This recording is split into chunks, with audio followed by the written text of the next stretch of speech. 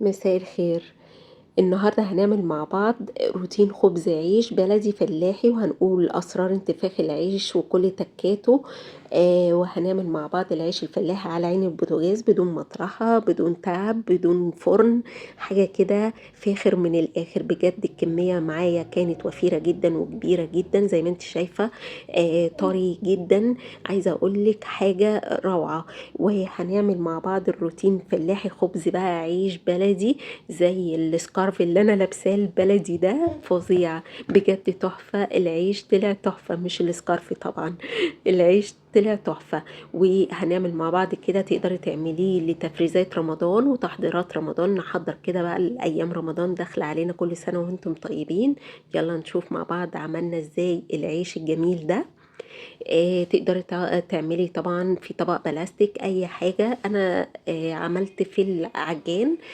معايا هنا 2 كيلو من الدقيق، تقدري تعملي كيلو طبعا حسب الرغبة. طبعا حطيت عليهم معلقتين من معلقة الأكل كله. هنعمل بمعلقة الأكل معلقتين خميرة فورية ممسوحين، وحطيت ربع معلقة صغيرة ملح، وهنحط معلقتين ممسوحين برضو سكر من معلقة الأكل ممسوحين، مش مليانين. وهنقلب طبعا الحاجات الجافة دي مع بعض زي ما انت شايفة كده، هنقلبها كويس. وعلى كل كيلو دقيق هنحط معلقتين برضو من الزيت الذرة.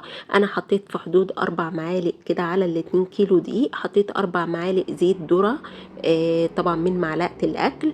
وهنقلب مع بعض كده، نشغل على رقم 1 الدقيق كده يختلط بكل الحاجات الجافة اللي احنا حطيناها بالزيت. وهنبدأ بقى نحط المية بتاعتنا. انا حطيت على ال2 كيلو، حطيت 4 كوبايات من كوبايات الشاي، 4 كوبايات ونص مية.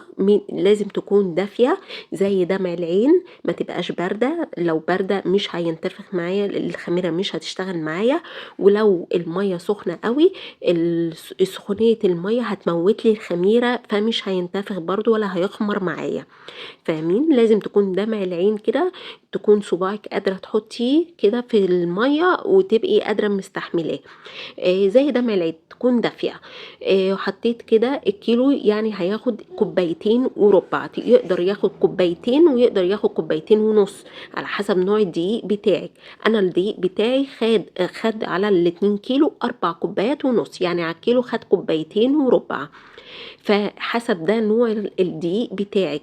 ممكن ياخد اكتر ربع كوباية، اقل ربع كوباية. ده على حسب نوع الدقيق طبعا اللي انتي بتستخدميه. وطبعا نوع الدقيق بيبقى لجميع الاستخدامات او لجميع الاغراض.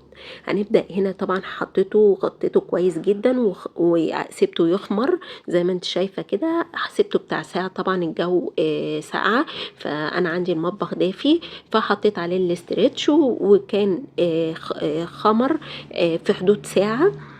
زي ما انت شايفة جبته بقى ورحت فرشاه على المفرش السيليكون اللي انت شايفاه. وقلت ايه، نكوره بقى كده، نجهزه يعني. ونعمل كور طبعا صغيرة على حجم الرغيف برضو اللي انتي عايزاه. طبعا عايزاه كبير، عايزاه صغير، ده كله في ايدك. تقدري تعملي الحجم اللي انتي عايزاه بالظبط زي ما انت شايفة كده. عملت الكمية بتاعتي لكور صغيرة. وهنبدأ بقى ايه، جبت الردة. طبعا في البلاد العربية بيسموه النخالة. جبتها وفرشتها كده تحت الرغيف، وعشان يبقى سهل معايا الفرد. وبدأت أفرد بالنشابة زي ما انت شايفة كده على شكل الرغيف. طبعا مش ترفع الرغيف رفع اللي هو رفنع قوي، لا، حاولي يخلي فيه سمك صغير كده بتاع حوالي نص سنتي. زي ما انت شايفة انا بوضح معاكي. جبت كده الصينية عشان احط عليها، افرش معاها عليها الارغفة بتاعتي، وفرشتها بالنخالة او بالردة اللي حسب ما انتوا بتسموها في البلد بتاعتكم. اسمها عندنا هنا في مصر اسمها الردة، في البلد العربية اسمها النخالة او النخالة. وبدأت برضو اجيب بقى الرغيف بتاعي وافرده كده واحط الكميه انا فردت الكميه بتاعتي كلها قبل طبعا ما اسوي. زي ما انت شايفه انا بوريكي اهو.